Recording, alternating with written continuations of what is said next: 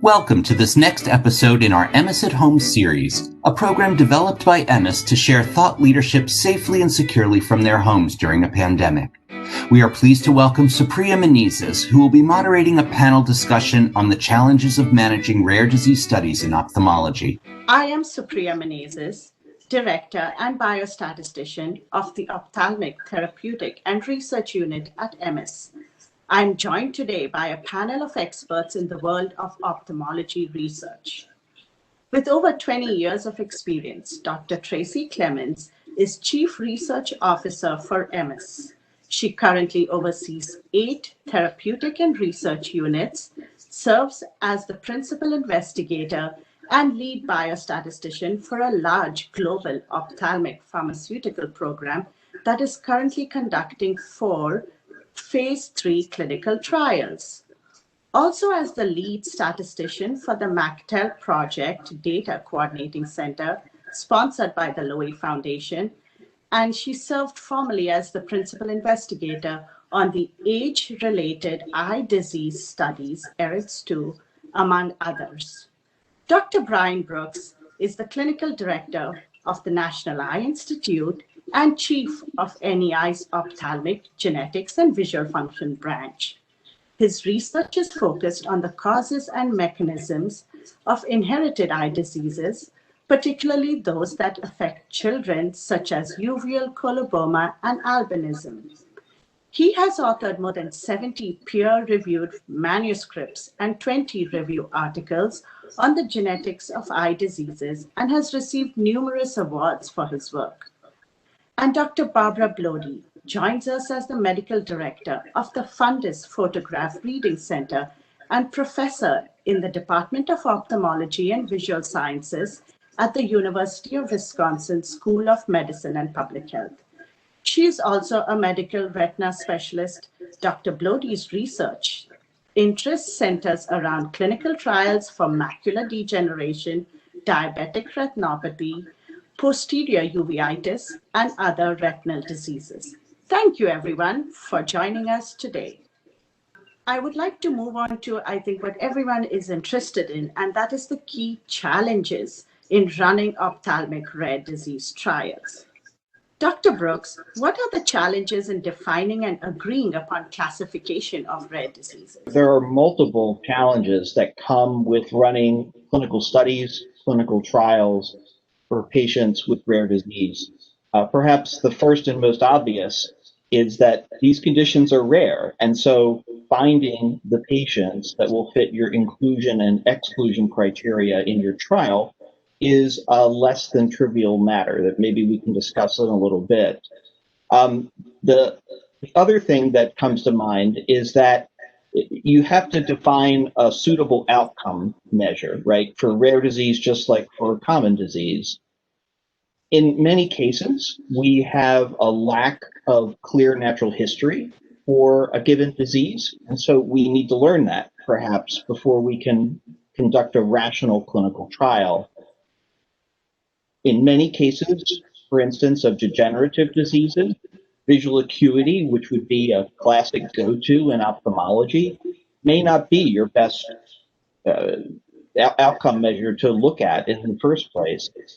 And also within diseases such as retinal degenerations, a rare disease, there can be very slow progression of disease. And so if you're designing a trial that you would like to complete in a modicum of time, you have to be able to follow something that can be captured within a couple of years' time.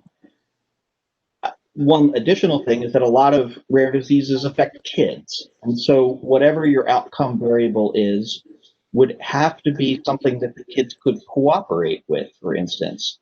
And so that makes more advanced imaging, for instance, challenging on children. And sometimes by the time they can cooperate, the disease has already progressed to a point where you wouldn't be able to follow the things that you would normally want to follow. So an example of that might be retinitis pigmentosa 2, which is an X-linked form of retinitis pigmentosa, which in the affected males is extremely aggressive in its progression. It's it's really important to underscore the need for consensus among investigators. First of all, simply on those definitions that Dr. Brooks was mentioning. So the investigators, it may take some time to get aligned in terms of what this disease is, what are the stages of the disease, and what do we know about the natural history. So sometimes it takes not a treatment trial, but a natural history trial first. That's often a very good approach so that the investigators can be aligned. And I think that that happened in diabetic retinopathy 40 years ago. There really wasn't a common language. There wasn't a common way forward until a number of meetings, which did lead to the diabetic retinopathy study. So it's the same for newly described diseases or diseases where we now have the possibility of treatment. And now we do need to step in and get those definitions and get the investigators to think in a pretty open-minded way, because that's the other, I think, important challenge is investigators, we all have our biases, how we think a patient should be treated or followed. And we really need to listen to each other to find out how to go forward. Just on the statistical end, one of the big issues in conducting trials in rare diseases is that small sample sizes are associated with studies of rare diseases and can restrict the study design options. Also, replication and also the use of inferential statistics, which means that novel and innovative statistical designs may need to be considered in order to assist in assessing the evidence of efficacy and safety. If I may maybe jump in, maybe I can give a real world example of the challenges that are faced by researchers. And to build on Barbara's point, sometimes you need to think out of the box and you need to create your own novel outcome measures. So a classic example in the ophthalmology rare disease space is the work that was done through Spark Therapeutics for Luxturna, the gene therapy for RPE65-mediated Leber congenital amaurosis. Now, this is a very aggressive form of retinal degeneration. These children are born with decreased acuity, and it progresses pretty rapidly. So many of the problems that we outlined just now were encountered in this patient population. So the investigators created a novel outcome measure, which was the so-called low luminance maze test, or LLMT. What the test involved was having the child walk through one of a series of mazes where there were specific obstacles or things you had to step over or step down a step, for instance. And they would do this test about how long it would take for someone to wind his or her way through the maze under different luminance conditions, so under relatively bright light and under dim light, and compare that with controls. And in fact, that novel outcome variable was agreed to by the FDA and was one of the reasons why it was approved as the first gene therapy for an ocular condition a couple years ago now. Dr. Blody, could I ask you a little bit more if you could elaborate on maybe diagnostic tools and multimodal imaging that needs to be kind of the challenges associated with that in designing these trials, or from your experience with Stargardt's? I'm fascinated by sort of the imaging possibilities we have. I would say at times we need to be cautious that we don't do too many tests. So in clinical trials, especially with children involved, we can't have a 3-hour visit. The patient, the young person, is not going to tolerate that, and it's frankly too tiring. So I think we need to be very cautious about the number of tests that happen, imaging tests at any one visit. But I will say for children, they've done really well with OCT and OCTA. That's an easy one. I've actually seen children do really well with ultra wide field imaging. It's not as bright as a standard fundus camera, and it's not as many flashes of light. So those two are really, I think, very easy, generally easy. Certainly the OCT and OCTA could be done at every visit. But there are definitely challenges with other tests. So a fluorescein angiogram in a child or a young child may require an evaluation under anesthesia.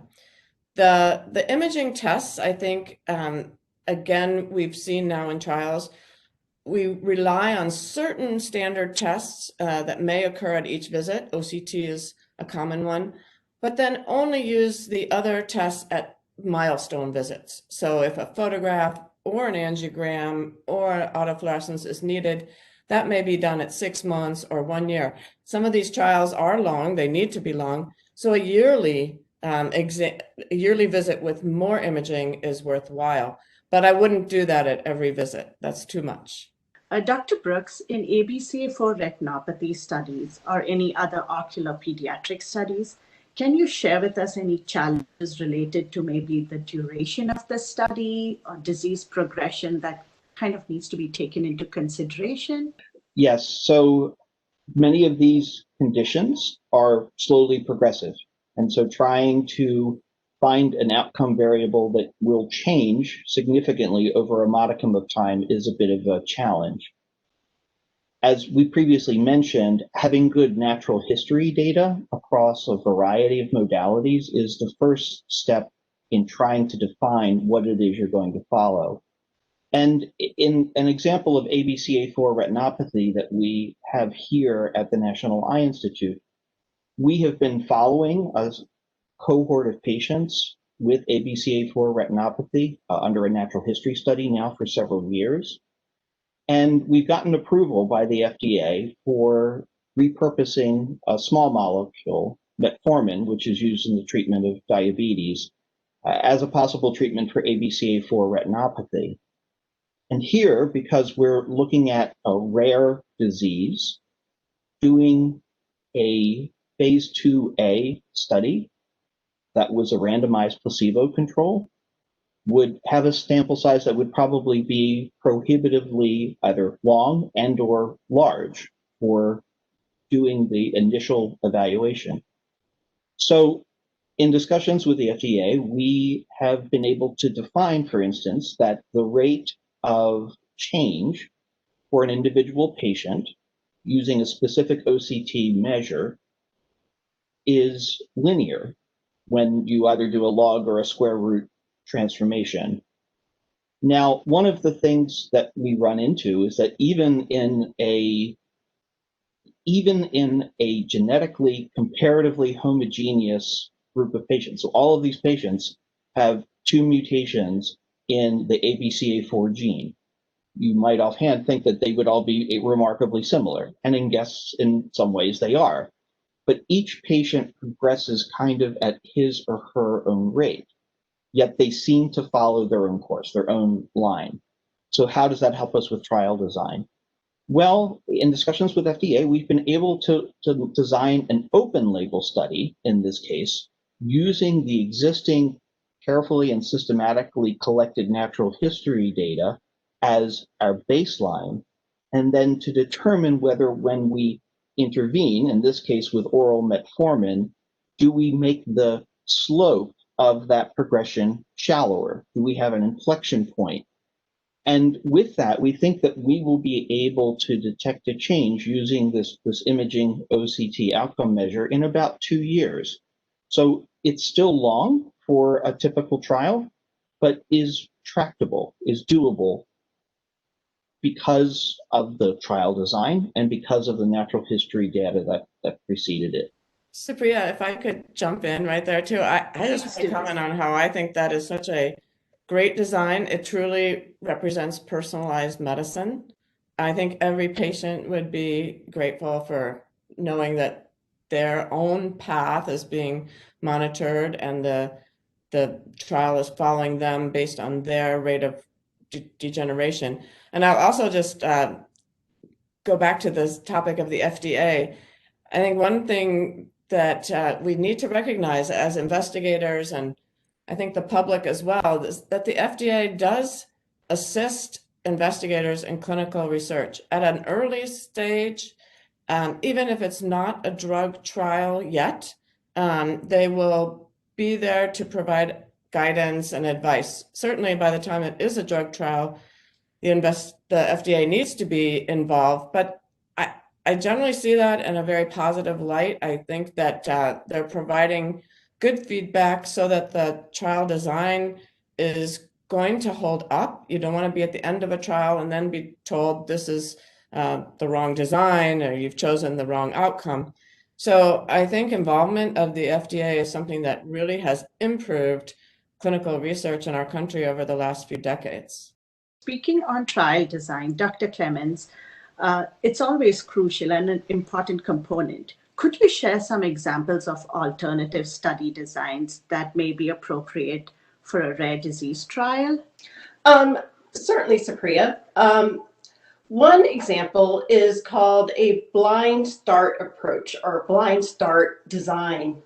In this type of design, all patients receive the minimum duration of active treatment. So for example, let's say that you want to treat participants for 2 years. So all participants will receive the IP for 2 years. However, the participants are randomly assigned to begin the active treatment at different predefined time points. So they may be randomized following, say, 8 months, 16 months, or 2 years of, say, a sham or placebo treatment prior to being assigned the active treatment. This study design offers an estimated treatment effect size that's similar to that of a randomized parallel group study. In its power to detect a real effect on clinical outcomes that is very similar to that of the traditional parallel study design with the same sample size. Other types of designs or trials that are being used are called umbrella trials, where you test many therapies for one rare disease. Also basket trials, where there's testing of one therapy against many rare diseases. And then platform trials, which are like umbrella trials, but you use a decision algorithm to let therapies enter and exit your platform. Dr. Blody, what has been your experience using a biomarker as a primary outcome instead of visual acuity, for example? Yeah, thank you, Supriya. That's such a good question, especially in ophthalmology and especially in retina. And we've had imaging as part of retina for many decades. And so a primary outcome may be based on imaging results, and maybe the oldest example I can think of is diabetic retinopathy. So the change in someone's diabetic retinopathy status is not dependent on their vision. It's dependent on what we see in the retina and actually by the photographs that are taken. So a patient will get color fundus photographs a specific way to map out the retina in order for the investigator or reading center to determine what level of retinopathy is there. Their vision may be perfect, but they have severe proliferative diabetic retinopathy. So that's an imaging biomarker. There are now some other examples. For a while, that was the only imaging biomarker that the FDA would accept. So that was kind of an exception. But we do see other imaging biomarkers that are now accepted by the FDA as a primary outcome. And one is area of atrophy, when we're looking at trials where there's atrophy, geographic atrophy in AMD, Stargardt's disease, other conditions where it's atrophy. That's really what we're looking at changing with medication. Can we slow down the atrophy or even reverse the atrophy? The other pretty novel imaging is looking at the OCT, and Brian mentioned that as well. But in one condition that affects older adults, middle-aged, to older adults is called macular telangiectasis, or MACTEL. And their ongoing trials are using the OCT as the primary outcome. And it's not just the OCT scan, it's one layer of the OCT scan, which represents our photoreceptors, our rods and cones. So that's quite a big jump, I think, for the FDA to make and allow these imaging biomarkers to be used as a primary outcome. And if I could make a comment about that, it does really set the bar high on quality of imaging. So if you're in a site where the quality of imaging is poor, you could be in trouble, because that is the outcome for that patient. A reading center, and there are a number of excellent reading centers in this country and outside of the US, that really we all work hard to make sure there's quality imaging at the site, so that the photographers or technicians are trained in a specific protocol and how to get a good quality image. And we also certify the equipment, the imaging system, the OCT system or the camera system, to make sure that the images are the best possible images. You don't want to have an image that's ungradable, because now you've lost the chance to get that primary outcome. Thank you. That's definitely a point we've noted, especially when we work as the data coordinating and statistical center. The quality of the data is so crucial, and then the grading that comes from it, given that some of that is primary outcome. So Dr. Clemens, can you share suggestions on how to demonstrate statistically significant results when working in a rare disease trial that could have lower power due to a small sample size or maybe a small treatment effect? Certainly, Supriya, thank you very much. You may want to consider, especially if you have multiple primary endpoints, to conduct global tests for multiple endpoints. For example, rank sum tests based on the sum of ranks of data from 2 endpoints from each patient, or also combined test statistics based on 2 test statistics for treatment comparisons for each endpoint. Also, this goes into especially Emmes's experience as a CRO. There are some quality assurance measurements, also training measures that should be taken into consideration to reduce noise and variability of your outcome measurements and potentially increase your statistical power.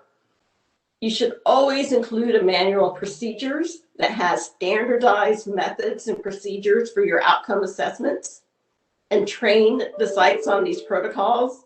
And Dr. Blody, that also gets into the imaging and the protocols for collecting those images and ensuring that the photographers are following those protocols. Also, work with the sites on the importance of minimizing dropouts and missing data. And lastly, ensuring that we're training personnel to encourage our participants to complete the study, even if they stop study treatments early. For everyone, I just kind of want to piggyback on one thing you said, Dr. Clemens, for Dr. Blody, and that's about engaging a reading center early on a study. Dr. Blody, can you comment a little about that and how important it is? The need for a reading center is there when you have, generally, when you have multi-center trials. So there's certainly studies that are done at one center, and the PI or other researchers can do the work of analyzing the images. But when we're looking to standardize across sites, and now we're seeing clinical trials with hundreds and hundreds of sites because it's global trial, we really need a standardized approach. And so having the reading center, being able to spend some time with the investigators virtually or in person, to share what we do and why we do it is really important. So at an investigator meeting, I go to a lot of investigator meetings to really get that point across, that we're here to help the sites and we're here to help things be standardized. And that's just important in order to get, as Tracy mentioned, that good quality data. So getting a reading center on board can really get those investigators and the imagers, the photographers or technicians, trained and thinking about the quality of the images. I'll just put a shout out to the need for the coordinating center. So I think as we hear from Tracy, ophthalmologists will all say, well, I need a statistician, and that's true. But you do, beyond the statistician, who's going to be important throughout the trial, I really believe in coordinating centers because of the ability to reach out to the sites and to bring sites together. They're the glue that will keep sites answer questions, help sites keep doing things in a standardized fashion, troubleshoot issues they may have throughout the trial. That would be hard for a principal investigator to do him or herself, even if there's a group of principal investigators. It does take the work of a coordinating center to see that trial is going up and started, and then able to kind of maintain good quality data and the support. We really want those sites to feel involved and to have a voice. That kind of leads into my next topic of discussion, and that is some of the challenges that studies face with recruitment. Dr. Brooks, what are some of the approaches that work well to recruit patients in rare diseases? So recruitment for any clinical trial is of utmost importance. And we've already talked about some of the hurdles that you can face when you're trying to design a trial, carry out a trial for a rare disease. I think it's probably true of all clinical trials, but it's especially prominent in rare disease that the recruitment and the continuation of a study, the maintenance of a patient in either the placebo or the treatment arm, boils down a lot to a relationship that the investigator has with a given patient. So if the patient is convinced, for instance, that you were doing this not purely for an academic reason, but also because you have the patient's best interest in mind, that kind of patient-centric thinking is a really important place to start, really probably for any clinical trial. I think it's especially true in rare disease. And Dr. Blody mentioned the coordinating center. I couldn't agree more. Having really good clinical coordinators who know the patients, who can engage the patients, who can follow patients is extremely important. That's kind of your face to the patient community. For rare diseases, a lot of these diseases have patient support groups, patient advocacy groups. And so engaging with the leadership of those organizations at an early point is really helpful in my experience. And then just lastly, we live in a digital age that's filled with social media, and leveraging that social media, whether it's Twitter or Facebook or Instagram, can help you in your recruitment. So I'll give an example, and here it's not necessarily even something that I've done. My lab studies the pathogenesis, the genetics of a rare ocular condition called uveal coloboma. It's a congenital malformation of the eye. And patients come to us from all over the nation, in fact, all over the world. And when they're here at the NIH, I think they have, by and large, a pretty good experience. We really try to give them that patient-centric feeling for their good and for the good of the research.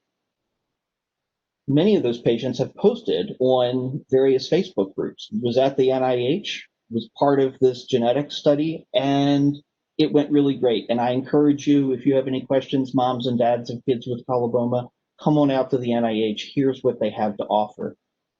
And I can kind of tell whenever somebody posts something to that. We're not posting it, it's just the parents that are posting this. But we see an uptick in our recruitment. And in fact, recruitment has not been an issue for this particular study. So you can only imagine that if you were able to deliberately utilize the tools of social media, how well you might be able to do under those circumstances. Having information that, say, Dr. Brooks provides on a website for the support group really does help the patient and the family, and helps us too, because we are able to get information out to lots of people. And it's tough to get many questions because people will start to have lots of questions when they realize they have a rare disease or their child has a rare disease. But having sources of information that they can read about, I think helps us really stay focused on what we need to do and gives the patient that knowledge and understanding of where we are in the study and where we are in the knowledge base of this disease.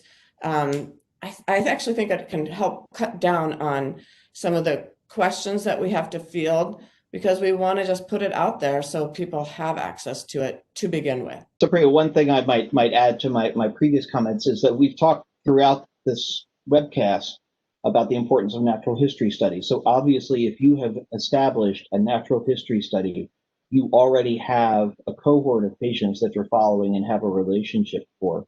And so that would be an additional strategy, if you will, for recruiting patients when you're ready to have a clinical trial, to start thinking about your clinical trial even before you're ready to actually start your clinical trial, and be thinking about it in the course of your natural history study. So how important is transparency and communication with patients and with their families? I think transparency is extremely important. It's important for patients to understand the nature of the trial design, for example. Is there a chance that I might be on a placebo group? Are there potential risks to the treatment that you are offering for me? When will I know whether the results are going to help people like me, regardless of what group I'm going to be in?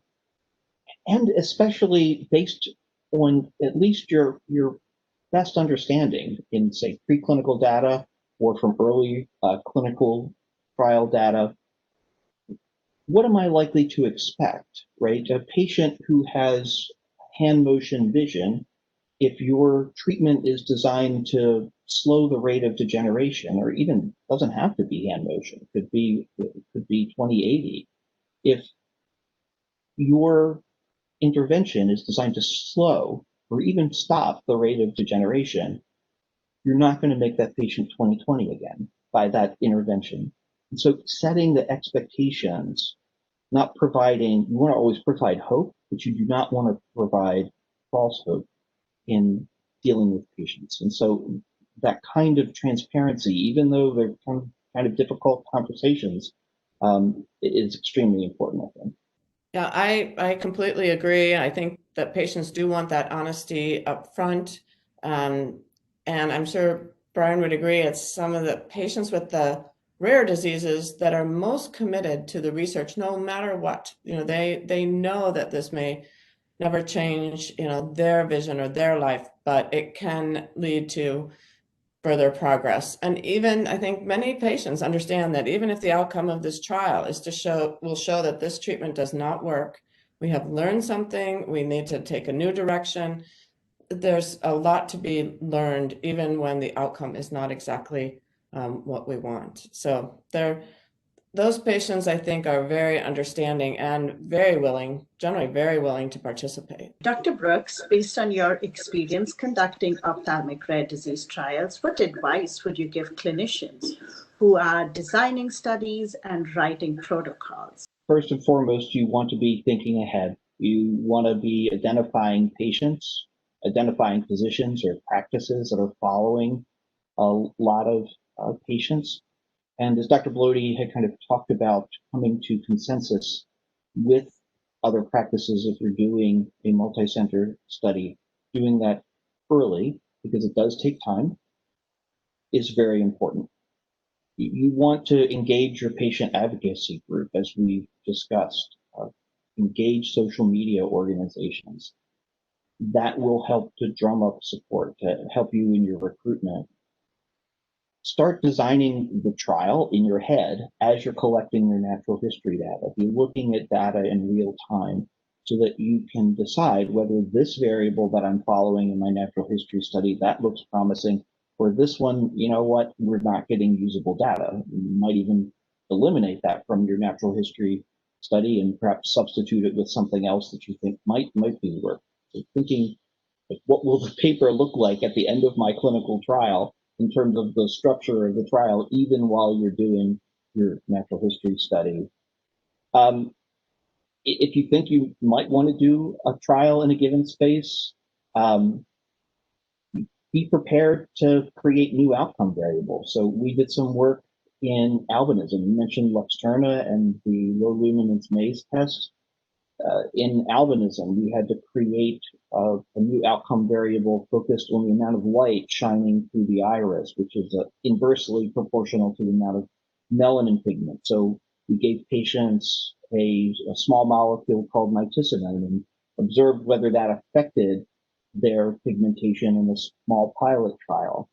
Be prepared to kind of think out of the box. You may not be able to use the normal go-tos that we would normally do. And I think, as Dr. Clemens and Dr. Bloody have both mentioned, you want to work with the FDA early. You want to start the discussions early, especially if you're considering what might be considered a non-traditional trial design, so that you don't get ready to start and get a nasty surprise that the FDA isn't buying your particular line of logic. Dr. Bloody, do you have anything that you would like to give in terms of guidance or suggestions or advice to clinicians?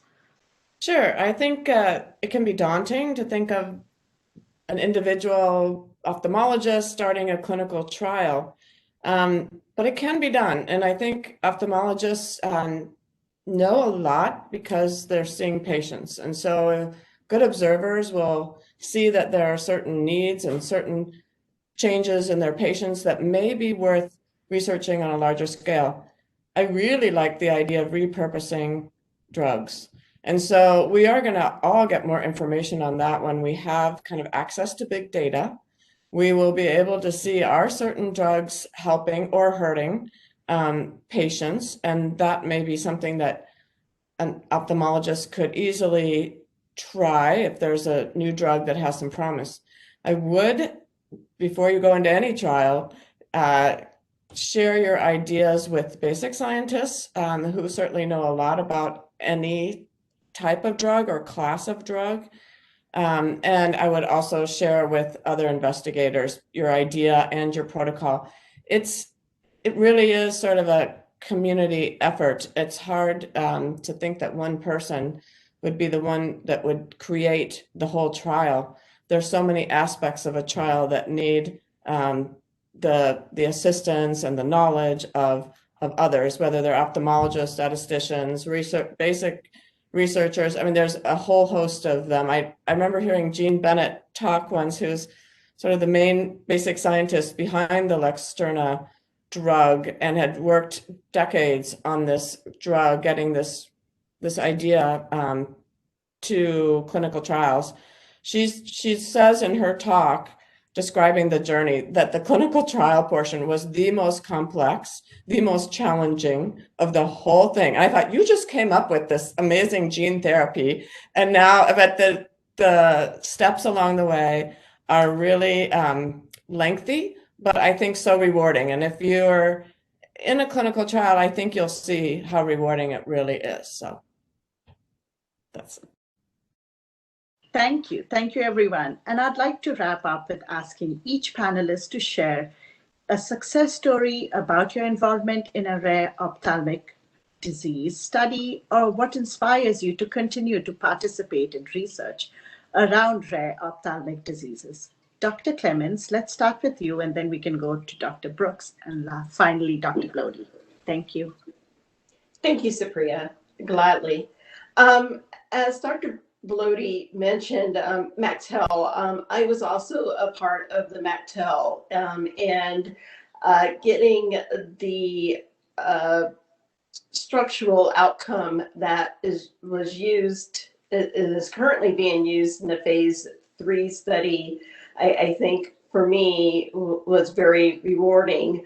The phase 1 study for the neuroprotectant that is currently under study started when we were just understanding the natural history. So we had an underlying natural history study that was ongoing. And at that time, we had about 6 or 7 years of follow-up on those patients.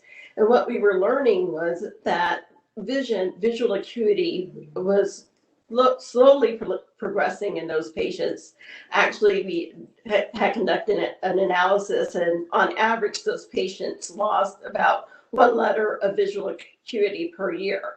So, as was noted, the outcome for the FDA is usually best corrected visual acuity, and it's usually 15 letters is the bar. So if we were to conduct a study, as you can imagine, in MACTEL using best corrected visual acuity, it would be a very long, daunting study. This outcome in the phase 1, which was just a safety outcome, and that was okay with the FDA.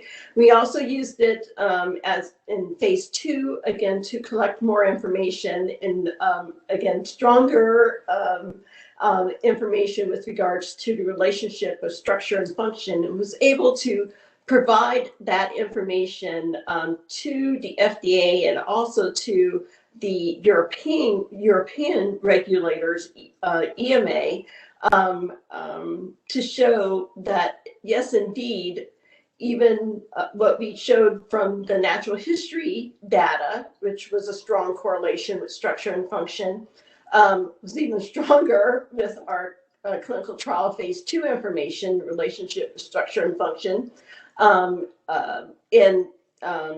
From that information, they did allow for our phase 3 study, which was the pivotal study. So for me, that was very rewarding, especially given that MACTEL is a disease where we have no treatment. I think I've talked a little bit about some of my experiences, some of my successes. The Polyvoma protocol that we've been doing and engaging social media as a lesson, albinism, creating new outcome variables and engaging the FDA, and Stargardt, again, engaging the FDA and using each patient as his or her own control based upon carefully obtained natural history study. And I want to thank Dr. Clemens and all those that have been involved in the MACTEL-2 project, because the success of one group of people in a rare disease often can pay forward. So in this particular example, the fact that MACTEL-2 showed that there was a relationship between retinal structure using an imaging modality, OCT, and retinal function. In the end, the FDA cares about function.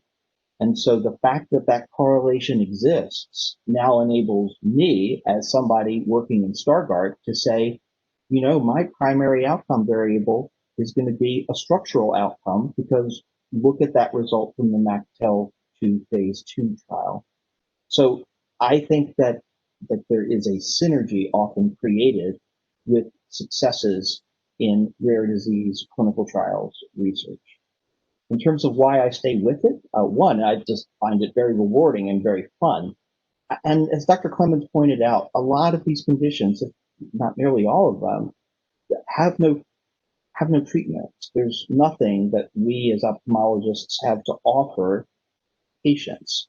And so the fact that you can think of potential new treatments, try those, and hopefully do some good, to me, that's a really strong motivator. Yeah, that's great. Those are great examples.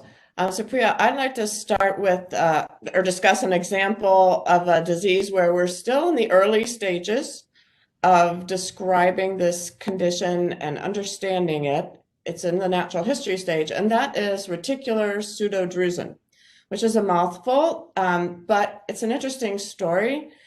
It's a condition that was described decades ago. It's very subtle, drusen-like changes. The Kleins here at the University of Wisconsin were one of the first to describe it, seen in fundus photographs. It really wasn't until OCT and even high-resolution OCT that we're able to better identify these pseudodrusen. We don't really know what they are. They're deposits under the retina, not under the RPE. And it really takes multimodal imaging to identify. So we do know that with an autofluorescence with OCT, and infrared, we will get the best chance of identifying these new drusen-like structures. And they're important because they've been shown, they correlate with some worse outcome in terms of geographic atrophy. So these are older patients. AMD is not a rare disease. We thought this feature was pretty rare, but it turns out it's not so rare. So we're getting more information on how often we even see these atypical pseudodrusen. And now there is a natural history study underway. It is taking a lot of images. It does mean a fairly long visit for the patient, but with the help of Emmes, we are, I think, able to get really good information on patients with drusen, with and without those pseudodrusen, and try to understand what happens, what is the natural history. We have come up with a common language. I think that took a while. We've also come up with some imaging strategies. So it's evolving, but it is an example of what we certainly thought was rare. Turns out not to be so rare, but it's been difficult to find. So we're really working on kind of uncovering the mystery behind these pseudodrusen. And I would like to thank all our panelists for their incredible insights and perspectives on the challenging topic of ophthalmic rare disease clinical trials. We appreciate your time today. For our viewers, if you have any additional thoughts or questions, we encourage you to reach out to Emmes. You may contact me directly or others in the Ophthalmic Therapeutic and Research Unit shown here. We also hope you will join us for our other Emmes at Home events. Thank you for attending and have a lovely day.